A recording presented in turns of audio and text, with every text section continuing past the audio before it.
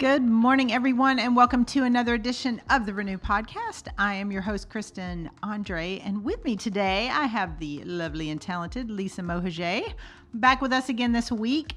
We had a great session or a great talk on friendship last week, and we touched on a few of this, touched on some obstacles.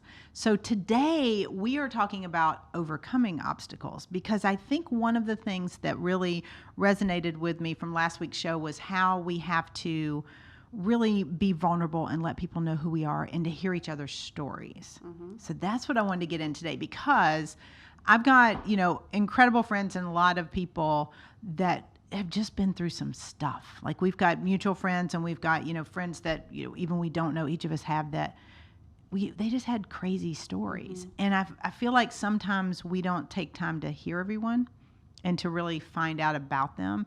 And you have a really inspiring story to me. Like I didn't know when I first, and I said this because we talked a little bit last week about judging people and seeing, and I did the same thing that all of us do. I'm like, oh my gosh, she's so pretty and this and that, and they judge you. Mm-hmm. Do you get judged? Do you feel like you get judged a lot?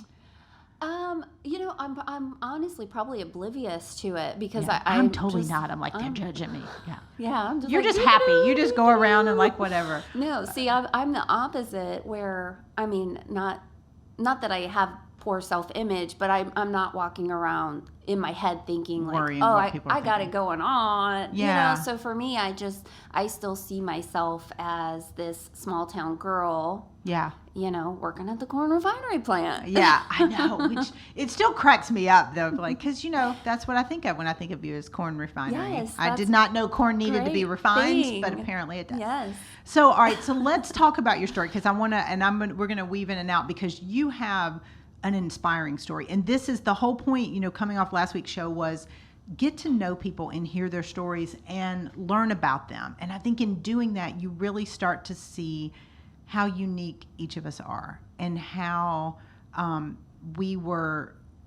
we became the people that we did. Because I feel like all of us, I'm a big believer, as I know you are too, and I feel like God put us all here on this earth with a purpose, mm-hmm. and we've got to really be true to ourselves to fulfill that purpose.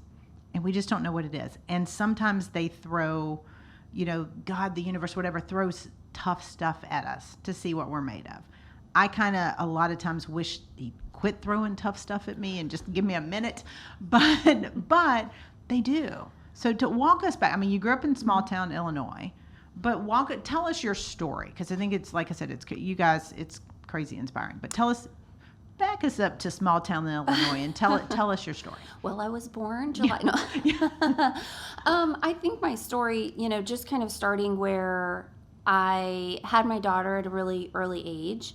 To me, it's early now that my daughter is 24, and I look at her, and I had her when I was 20. So I'm like, oh my gosh, like she's a baby to me at 24. Yeah. So wow, I really was just a baby when I had her. Yeah. So I had my daughter when I was 20, and ended up moving into public housing, was on public aid, and just always, I still am the type of person that just keeps plowing through, keeps digging through to what do I need to do to get to the next level? What do I need to do to improve myself? So was that all, you were always like that? Where did that come from? I think that it came from wanting to prove myself, from probably just from childhood things, or things maybe that people have said, or, things that had happened where I was like, oh, I'm going to show you. I'm going to do this. So you wanted to prove that you could when people said you can't. Maybe in a sense, yeah. And I never really thought about that until you asked me that. And that is the thought that came up, was like, I think a lot of people have the watch me attitude. Me. Yeah. You think that's totally fair. Right. Totally fair. So. Not a bad thing. Right. So. Not a bad thing. All right, so you were trying to prove to some other people and yourself. And myself, absolutely, yes. So public housing, public aid. So how did you, because a lot of people, and there's certain, wherever your stances are, because I know from the people that regularly listen to our show, I would say the audience is pretty split politically. And I know, my friends and everything are very split because there have been some banter. I don't banter about politics, but I think regardless of where you stand on, government assistance, there are people that, it's there for a reason. It is there to help people. And there are people that will stay in that system. And there are people who really, like, their goal is to work their way out of that system, which sounds like that was the camp. It was definitely because, and this is my own personal view, is I was not proud to be where I was at. So I was determined that I was not going to stay there. Yeah. And that was, I was embarrassed. I was ashamed. I felt, like I had in a sense failed, even though I was only 20. But yeah, I was very determined not to stay there. So what did you do? Ooh, well, I started work when my daughter was 6 weeks old. So I started with the telemarketing, doing phone surveys about cars. Okay. I was that annoying person that called and said, do you use your car to get from point A to point B? Or are you looking for a luxury car? But I just kept trying. So I immediately got to work, and then I went back to school, got my paralegal certificate. Okay. I delivered newspapers when Tierra was a toddler. And that was working full time. I would get up in the morning, roll the newspapers, get out at the crack of dawn, go out there, deliver newspapers, get her ready for school, and then I went to work. I went to school and got my bachelor's degree while working full time. So I would go to work. Then in the evenings, I was going to school to get my bachelor's degree. And so it was like, okay, what do I need to do to get past this? And even with all of that, I still felt like I couldn't get ahead. I felt like I wasn't taken serious. And like that's the whole thing, I think, we talked about on the last episode about feeling like you have to talk a certain way, you have to look a certain way, you have to be a certain way. We're all trying to keep up with the Joneses and keep up with the image of what we think we're supposed to be. And that's hard sometimes. Yes.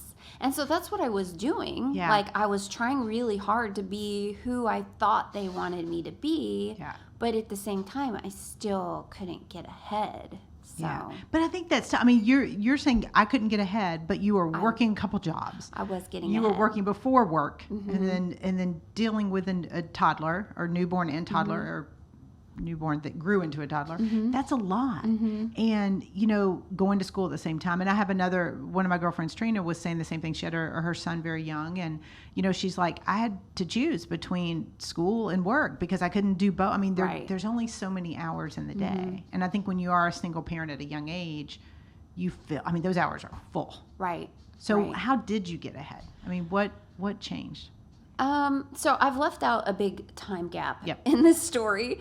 So it was like, I just made the decision that I had to do something different, right? If you want something different, you have to do something different. So for me at that turning point, and like I said, I could never get ahead. But when I look back now, I can see how each of those things led me to a different role. Like, it's easy in retrospect to look back and say, okay, now I see why I did this or why I had to go through that. But it stinks when you're going through it. It does. Like I worked in the mailroom at, it was called Illinois Power at the time. So I worked in the mailroom, had my little cart, sorting the mail and everything. But that job introduced me to someone in the legal department. And so I was able to start moving into different roles. And so I became a legal secretary, and then I got my paralegal certificate. And so looking back at all of those things that I was doing, they did add up to bigger results. But at the time, you're just like, oh. But that's where I think it's important to say yes to opportunities that mm-hmm. you feel drawn to or that you feel like, okay, this could lead somewhere. Right. Because too many people just would have said, it's fine, I'm not looking. But mm-hmm. to keep your eyes open for the next step. Right. And realizing it may not be what it looks like. I know Lisa, my friend and coach Lisa, that you also know and work with, she tells me that all the time. She goes, be open to it being different than you envisioned. And I'm like, but I don't want it to be open. You want to think there's this linear path. Right. Right. But for you, it wasn't. It was kind of zigzaggy. It was. And it's like for me, I have a thing where it's like, just go in with like no real expectations. Yeah. Just go in and see what happens. And you never know who you're going to meet or what you're going to learn or where it's going to lead to. So for me, I started teaching group fitness classes at the Y. And Nice. Okay. that is kind of one of the other turning points for me. So I was actually only teaching like a mat class. It was like 10-minute mat class. But I saw this flyer in the closet for a TurboKick certification. So TurboKick is, for people that are familiar with Beachbody, we used to have a program called Turbo Gym. We still do, but it's an older program. And so I saw the certification to get certified to teach this class, and I thought, well, I could teach this class. And I will say that group fitness is really what got me over the fear of public speaking. So to be in front of all of these, because you don't really think about a group fitness class as public speaking, but it is. Yes, it totally is. Yes. Okay. Yeah, and this class was cued to music. Like it had certain moves, like star jacks to the sounds and everything. It was super fast. And so that was really kind of what got me over my fear of public speaking. And the first time I taught that class, I stopped the music in the middle because I flopped. I wasn't keeping up. I was like, this is horrible. I want to crawl off the gym floor. And I was like, okay, guys, well, we're just going to do some kicks and throw some punches. And I told myself, I'm going to give it 3 times. And if by the 3rd time it wasn't better, I was done. And so by the 3rd time, I had on glow sticks, was hooting and hollering. Okay. All right, but I like the fact you didn't give up after the first time. Yes. Because we had that with my daughter Mia, who's co-hosted a few times. She just competed in world championships last week for karate, and she did phenomenal. She won 3 bronze, but she hated the first class and didn't feel like she was doing well. And my deal with her is you have to go to 5. Yes. Go to 5. And if you still aren't catching on, don't love it, but try 5. Right. And it has been the biggest part of her world for the last decade. Right. So what if you would have given up on that first knockdown? Yeah. Think of how different life would be. My life would be completely different because when I took that class, the person that certified actually helped me start my business. Yeah. And that is the business that has completely changed my life. Yep. So, So, all right. So talk to me a little bit about, because I'm going to throw this out there. Beachbody is a network marketing or multi-level marketing company, however you want to term it. A lot of people hate those. They do. I mean, let's be real. They hate them. I don't, because I have a lot of friends that do them. And I mean, you guys are, let's be real. Y'all are making bank, especially since you've been around so long. But it's a good opportunity for a lot of people. Right. That would, you can do it on the side. I think that's, you still had your job when you were doing this. I was still working full time and teaching group fitness. Yeah. And volunteering. I did a lot of volunteer work at the same time. I was like, I just kept myself very busy. Yeah. So. Well, I think if you want to change your life, busy's not a bad thing. Right. Because so many people I hear, I say this all the time, and I put this quote in my book because I love it. If you aren't doing anything to proactively change your life or your situation, you forfeit the right to complain about it. Right. And I say that to people all the time. If you're not going to proactively change, you forfeit the right to complain. And I think so many people in today's world are expecting, like I said, I have no issue with helping people hand out anything like that. That's not my issue. My issue is when you complain, yet don't take proactive action to be different. Right. So you were doing all these jobs, have your side business with Beachbody, volunteering. I mean, seriously, you're still volunteering, which is good. That means that's why you got the good juju. You get good stuff coming back. But not everybody does that. Right. Was it the prove them wrong, or was it the? Because I think everybody does it for different reasons. Yeah, What was yours? I think for me it was just it was almost like an addiction. To just becoming better and learning and growing and helping it's probably other a pretty people. healthy addiction. I mean, the worst things you could be addicted to. Working out and helping other people and talking to people. And I volunteered. I used to work at the front desk at the Y. Yeah. So yeah, I used to do that just for volunteering and, at soup kitchens or even picking up trash, things like that. So it's just, I think for me, it was like just becoming a better version of myself and helping other people, knowing like, even though at that point, I was recently divorced when I started my business. Yep. So I was broke. I had no money. I was on the verge of filing for bankruptcy, losing my house. My car was repoed. So it wasn't like I was in this spot where I could, really pay it forward and help other people financially, but it could make a difference with my time and my energy. Right. And I think that's a big thing, is to give back isn't always financial. Mm-hmm. And I always look at people as to kind of the efforts they make to it, because I had this conversation with a friend of mine who is very, very successful financially. And we were talking about charitable things, and, he will drop pretty decent sums of money. And I kept challenging him on giving back more. Mm-hmm. And he's like, well, I just wrote this check for X amount. And the check he wrote, I mean, granted, are more than a lot of people make in a year. Wow. But I'm like, and I kept pushing. I'm like, but you're not doing anything. Mm-hmm. You're not doing anything. And the check was such a minuscule amount compared to his opportunity. Mm-hmm. And I feel like the people that really, it's proportionate, meaning like you're giving of your time, or you're doing that time you didn't have. Right. That's when I think good things start to happen. Mm-hmm. For me, I think when you give things that you don't have, that's when the good stuff really starts to roll in. Yeah. I think you're blessed for that. So is that when you started turning around? I mean, it seems like it was, because it kind of was a nice track forward. Definitely. But I think you were blessed because of what you were giving back. Yeah. I don't know. I'm very grateful. I am very blessed and very thankful for all of that. So where'd it go from there? So you start your business. So I started my business. That was how many years ago? It's been 12. Goodness It's been gracious. over 12 years now. And I didn't make any money at first. I think I made like $30 in 6 months. So that's not a lot. Again, it would have been very easy for me to quit. But I was having fun. Yeah. Yeah. And I started doing personal development. So for the first time, I think before, I had only read Danielle Steele romance novels. And so those get us in trouble. They do get us in trouble. Yeah. So I remember my very first book I read was Tony Robbins' Awaken the Giant Within. And I actually had it on audio.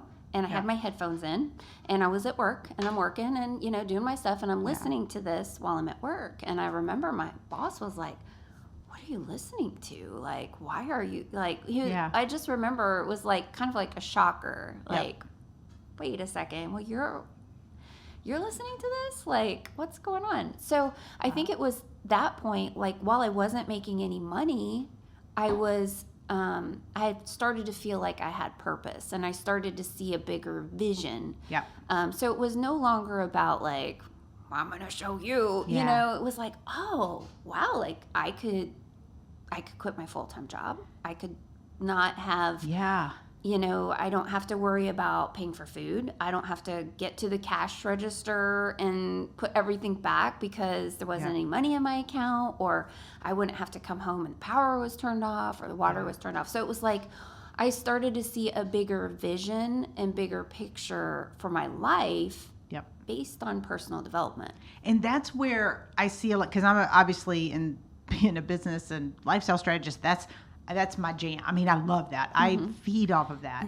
But that's where I see the switch in people is you went from doing it as I'll show them to doing it as I'm doing this for me. Right. And I would say the same thing for me, like with fitness or weight loss or anything like that. It's always been when I do it for me, it sticks. Mm-hmm. When I do it for somebody else, an event, something I have to do, that's when it kind of slides back. Right. So you made the biggest investment I tell people they can make, which is in yourself. Mm-hmm. And a lot of people are unwilling to make that investment. Right. It's not an easy investment. It's a costly investment. It is. Not necessarily financially, but just time. And energy, and it's tough. Yeah. And I mean, from that moment on, I was hooked on personal development. Yeah.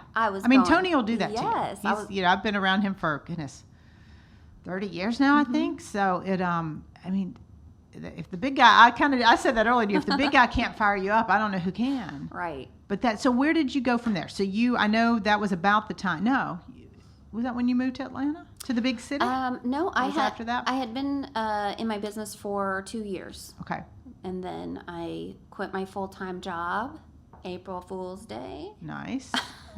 Of 2011. So Tiara and I moved to Atlanta, be 10 years.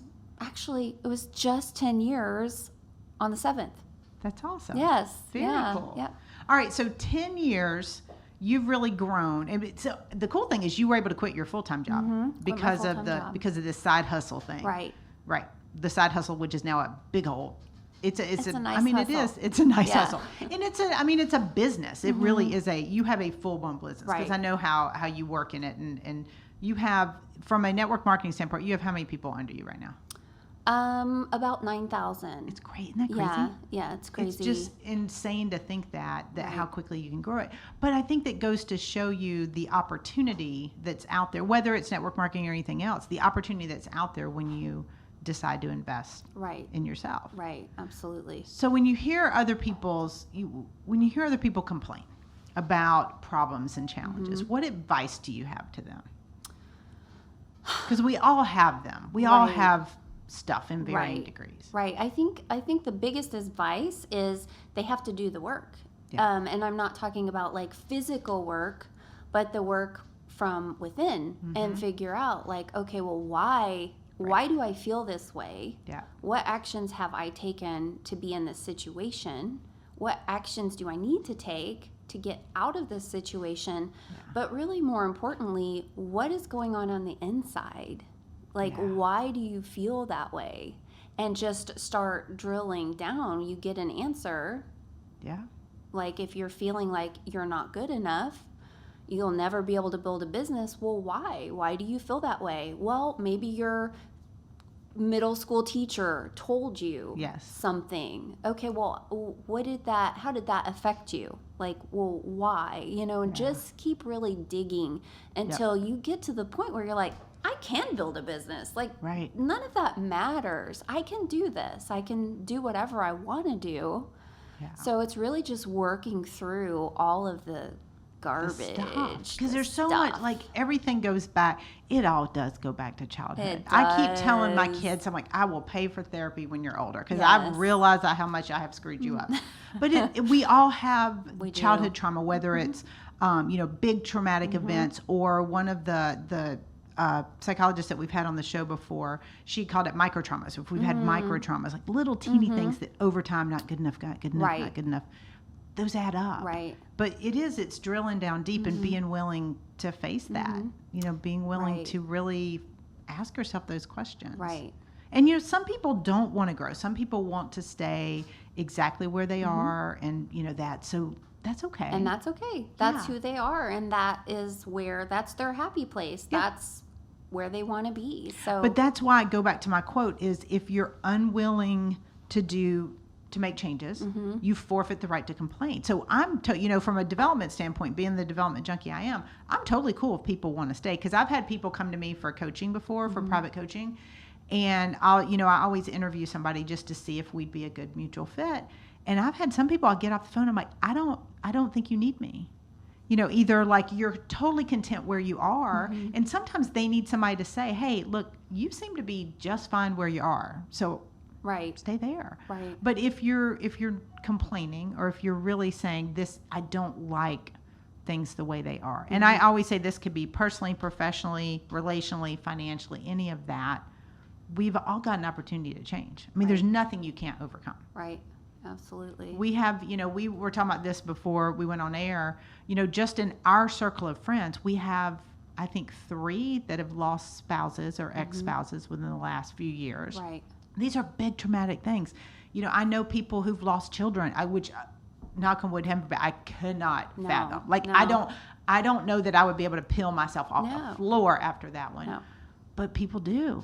And so I think we've got all these things that are so traumatic, losing a spouse, going through a divorce, losing a parent, losing a child, any of that. These are big, big, big things. Right. And people overcome them all the time. I think because you have no choice. Yeah. You might be down for a little bit. Like I mentioned on the last week's podcast that, this year I've gone through some stuff. Yeah. And I was down for a while. Yeah. I think I was in bed for like 3 weeks, not only from the emotional stuff that was going on, but I also had like hurt my back, which I think was You did. I know. because of the emotional Right. stress I was dealing with. I think your body sometimes, and Yeah. God's like, we're going to need you to take a minute. Yeah. So it's okay. Maybe you need to take a minute. Yeah. But don't stay there. You've got to get up, and we all have to get up, and we all have to keep going. Well, and that's where, friendships like we talked about last week, that's where those come in, because I feel like sometimes we don't have the strength. Mm-hmm. And when we don't have the strength to get up and to overcome these obstacles, because here's the deal, no one is immune from obstacles. Right. None of us. I don't know a single person who has had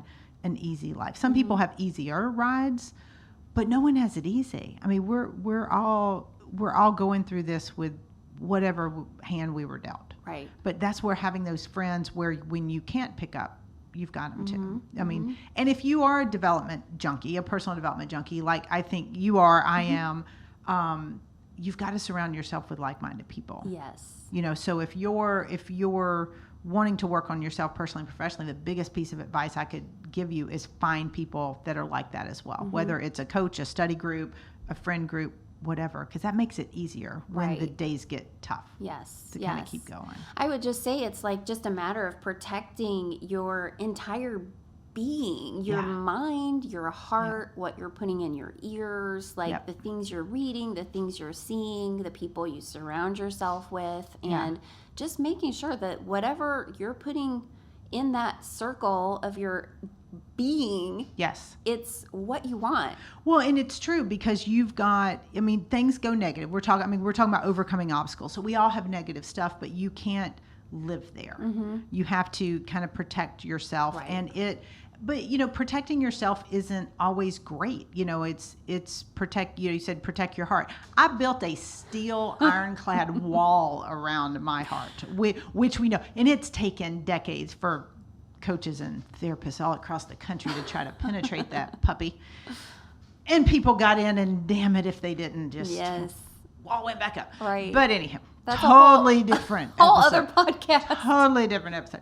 But the thing is with all that, like, you have stuff, and there are going to be days where you don't have the strength or the words, and you don't know what to do. And that's where reframing how you think. Right. Because I made a comment yesterday to our mutual friend Lynn, and I had said something, and the way I phrased it, she goes, "You're putting the bad stuff." She goes, "You're phrasing it wrong." Yeah. She goes, "You're making it present tense. You need to make it past tense." And because she was really, because she knows where I'm trying to go and where I'm trying to grow, and so she was able to say, reword it. Yes. Don't put that out. You're talking about the energy. Don't put it out to the universe, because you're talking in past tense, like it's today. Yeah. So it's having the people around you and the energy around you and the thoughts around you that keep you moving forward, that when you are trying to overcome an obstacle, because here's the thing, when we've overcome it, it's easy to look back and go, oh yeah, I see the steps, I see how it went together, I know what I did. But when you're in the middle of it, it friggin' sucks sometimes. Does, it really does. So trying to figure out,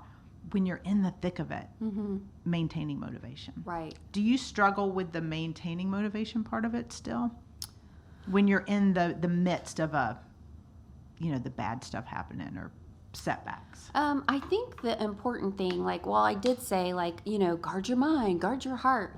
It's okay to be in that moment. Yeah. It's okay to sit in your misery. You just can't live there. You can't live there. It's okay to look at the pain and to look at what is causing that, and to tell yourself it's okay. Yeah. It's okay. You've done the best you could do in that situation with the tools and experience and knowledge and your capability. So it's okay to be in that moment. But for me, man, I've got my routine.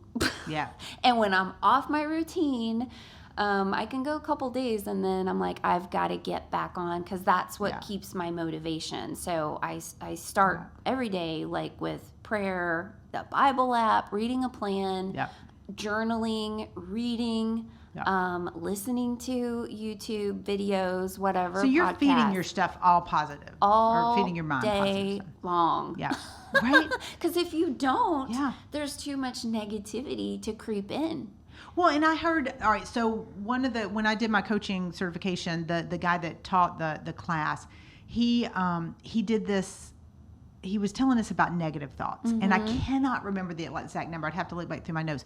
But it was something like 90,000 negative That's a thoughts lot. for every, handful of Yes. positive. It's like we are bombarded with negative. And the way he did it is he had a jar of BBs, like from a BB gun. And he would say, and he would drop one at a time. And he would say, this is your positive thoughts. And it was like, bink, Oh, Bink. no. bink. And then he goes, but this is how many negative thoughts we encounter in a day. And he had thousands. And it was like, and he started pouring it. And it was in a tin can or tin pen he was pouring it. And it was like, and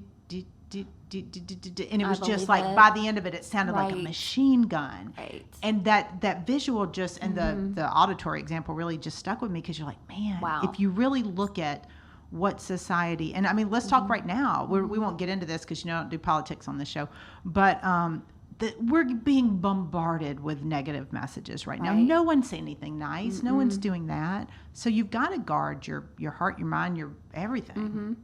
Everything. Yeah, I know it's easier said than done, but one thing that really helps me, if I can catch it in time when those negative thoughts start, because it compounds. You Yeah. have one little negative thought. Oh, I can spiral Boom, with the boom, best of them. boom, Yeah. boom. Yeah. And so if you can catch it and just say, nope, not today. I'm not thinking about that anymore. Like literally, I talk to myself. I was about to say, do you?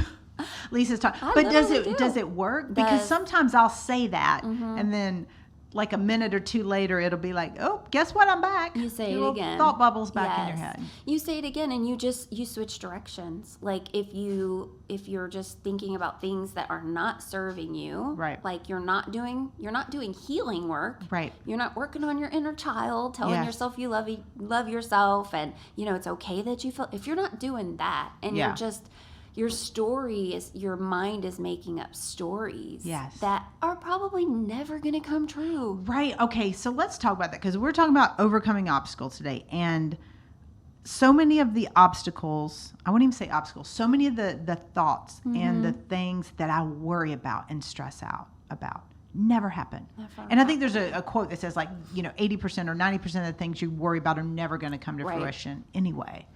But we spin those negative thoughts, and I can spiral. Like I can a lot, and yeah. my youngest does this too.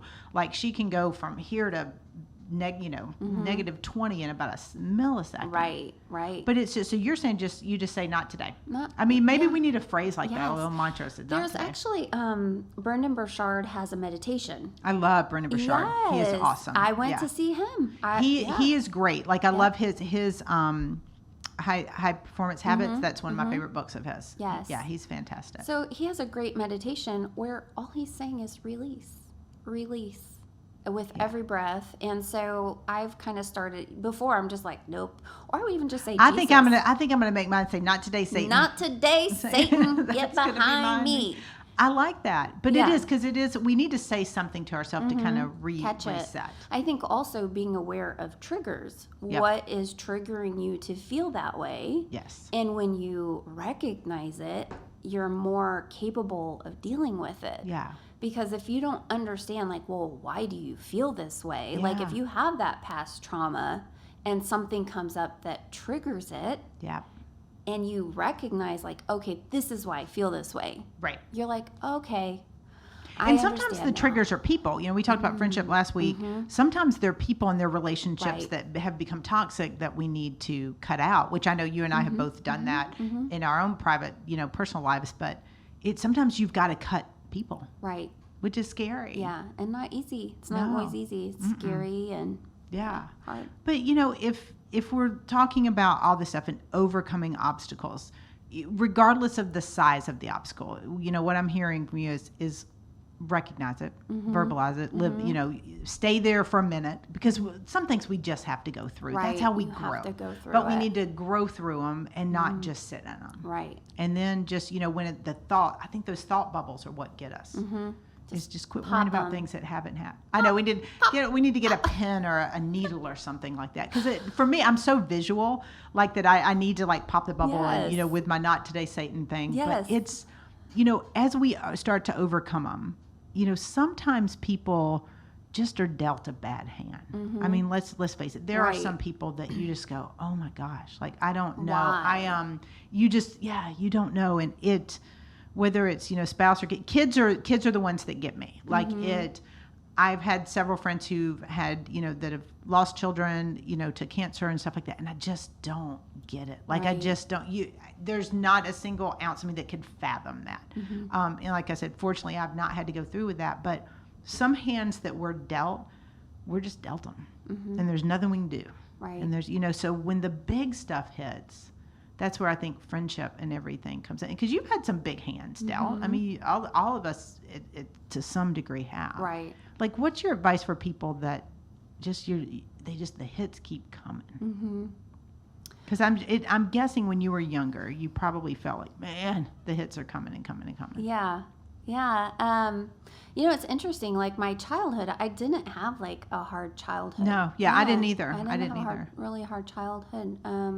I said on the other recording, I was roller skating around the little the town cornfield of 1,000 people.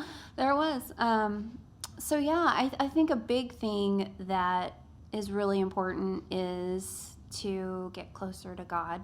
Yeah. And really just, talk it out. Talk it out with God. Yeah. Let him know how you're feeling and, sit there and listen and meditate and, study his word. But I think part of that is listening too, because there's a song, I'm on a Mercy Me kick. I love the band Mercy Me. And there's a song they have called Word of God Speak, which is really good because I find myself, and I think a lot of people do this, and those of you guys that are listening that are, Christians or spiritual people, whoever you're praying to, it's so many times we ask or we say, here's what I want. I am really good about mapping out the plan I would like God to provide for me. God is really good about going, not so much. Yes. But I feel like we do that asking a lot, but we don't do. The whole song is about, all right, just speak, just let me shut my mouth and listen to what you have to say. Right. And I feel like we don't, as people, we don't do that enough. Whether we're listening to God, the universe, our friends, whatever, we don't hear as much as we should. We don't listen. Yes. That song actually came out during my first divorce. Yeah. And I remember just listening and just just tears. Oh, I can ugly cry to some Mercy Me a lot. Yes, I'm the same. So I think that is part of it. And that just goes back to sitting and being in your thoughts. Yeah. And listening and like when you get your thoughts from your meditation, write it down. Yeah. Write it down and just start drilling into it. And you're right. We don't want all of our prayers answered because some of the things that you might have prayed for like 5 years ago, if that had happened. Yeah. So like it's like Garth said, I'm so not a country music person at all, but Garth Brooks has that unanswered prayer song and it says some of God's greatest gifts are unanswered prayers. Yes. And I had this conversation, and I'm not going to say names because this would totally give it away. There was somebody when I was in high school that had the biggest crush on. You know how you have this crush? This guy was like so cute. Just forever I had a crush on this guy. And that was always my prayer. I want to marry so-and-so. That was the whole thing. Well, he turned out not to be the best person and did get married to someone I know. And it was not a good relationship. There was a lot of infidelity, all kind of stuff like that, which is why I'm not saying names. But that I would not have been able to handle that with the grace that she did, his now ex-wife did. So that I call him, I would have been in prison, but I call it my unanswered prayer. I was having the conversation with somebody that knows all of us. And I was like, that was my unanswered prayers moment because I thought that's what I wanted forever. But I think God kind of was like, okay, you would not have been so good in that situation. And we have to trust that, which is so hard to do in the moment. Like when we're in the middle of the obstacle, that's so hard to do. Right. And I will sit quiet and listen to music and kind of reflect. I do journal a lot. I'm not a kumbaya meditation person because my brain starts writing grocery Yes. list. I'm so type What's A. for dinner? I know, exactly. I'm trying to figure out all that. But I think being in your thoughts and letting the thoughts come and either acting on them or releasing them, we've got a choice. We're either Right. acting on a thought or we're releasing them. But the best thing is not to just keep stuffing it down. Right. And I think too, it's one day at a time. Yeah. One step at a time. Yeah. One day at a time. Like, you don't have to look at the giant picture Yep. of where you're at or where you're going or what has happened, but just dial it in and Yeah. focus on that moment, where you're at in that moment, and comforting yourself and getting yourself right and taking care of yourself. So, Well, and I think that's true because, if we live in the moment, so many of us spend time, and I say so many of us because I'm totally talking to myself right now, we spend time in the future instead of really living. And that's one of the commitments I made to myself this year was try to have more experiences, try to actually live life in the moment as opposed to obsessing about the past or worrying about what Right. the future is going to be like. It's like, what does it look like right now? How can I get the most? I think you're really good at that. I think you're good at having fun and living in the moment and just being present. Would you say that? I try to be. Yeah. I mean, it's definitely I think that's good how you word that. Am I good at that? It's something that you have to continuously work at. Yeah. Because I could easily, I have my moments Yeah. where I spiral. Yeah. I spiral out of control. Yeah. Um, All of us do. And so, yeah, I think I'm good at managing and getting back on track Yep. when I am off track. And I think that's an opportunity for a lot of us. It's like, okay, we're going to get off track. We're going to have obstacles. We're going to have Days. bad things happen.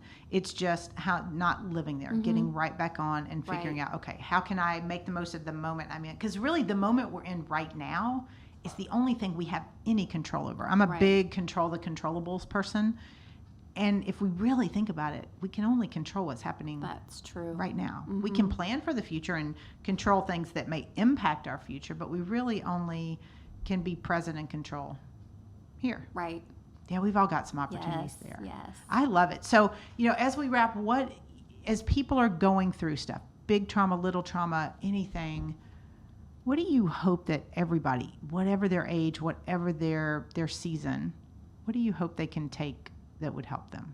I think the biggest thing is just to give themselves some grace Yeah. and don't expect things to miraculously be better or to heal or, there's no magic wand that's going to make whatever it is you're facing go away, Yeah. but that it will get better Yeah. and it is going to be okay. And you are doing the best you can with that situation. So just be okay with that. And like what you said earlier, like, if you really want something different, you have to do something different. Right. So if Yeah. you're in a situation that just really stinks right now, can you get out of that situation? What do you have to do to get out of that situation? And really, like, treat your life almost like you're the CEO of your life. It's your business. Your life is your business. Well, it's true. You are. Yeah. Nobody else is going to do it for you. Yeah. Nobody's going to change the situation for you. Nobody's going to change your feelings. Nobody's going to change,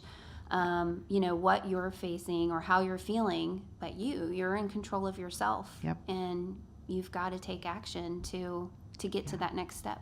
I agree. It's taking action is the big thing. Yes. It's figuring out what you want and what you want that next step to be. Right. What you want your life to look like. Yes. Because we all have way more control than we realize. A lot of people give up control. It's Or hard, yeah. they refuse to make the necessary changes. They refuse. That's why your story is so inspiring to me. It's like, because you had so many opportunities to quit and so many, times in your life where you could have said, forget it, this is too hard. Yeah.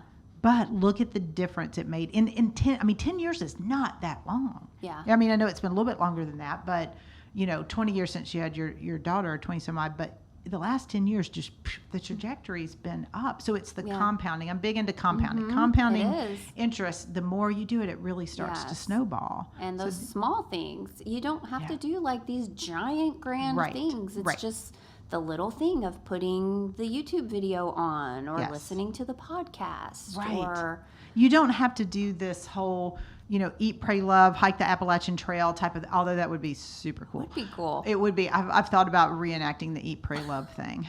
So I don't really think that guy's that good. But anyway, I think you don't have to do the grand gesture. Right. It starts with little gestures. Some people may need a grand gesture, and if you do, cool. But for most of us, little tiny actions, making deliberate things where, again, if you're not making an intentional change, if you're not purposefully, proactively trying to change things in your life you don't like about them, try to be the CEO, then you forfeit the right to complain. Right. So I think that's what I hope everybody takes away is, there's a million stories like, that are inspiring like yours, and like so many people that just have a fun life. Doesn't mean it's devoid of any obstacles or things currently, but it's just what I think is cool about you is you get back on track. Yeah. Like you said, here's what I got to do to get back on track. Right. You know how to reset. Because I didn't come this far to only come this far. Right. I'm love not. that quote. I'm not Yeah. gonna just. I'm not gonna just stay down. I'm gonna keep going and keep fighting. I So, love that's good for me too, Yeah. because it's just like I love hearing that, because we all need that reminder. Like as positive I am and as things, sometimes you get down and you're like, ugh, how much longer am I going to have to do this and keep going through it? But it's important to realize like, hey, I made it through 100% of my bad days, and let's just figure out, all right, where are we going next? That's right. Yeah. I think up's a good way to go. Yes. Only way to go is up. So Only there we way go. is up. Awesome. Well, Lisa, thank you so much for being with me again and talking you. about your story. And you guys, we'll put some links to Lisa's stuff. But if you want to make some changes, you guys should check out this Beachbody thing, or check you. out anything, some opportunities, because I know you got a really cool team. Y'all do some awesome Yeah. stuff. Yeah, So we do. thank you, my friend, for Thank being with me. you. And until next week, you guys, make it a fantastic week. Push past those obstacles, change the mindset, and keep moving forward. We'll see you next week.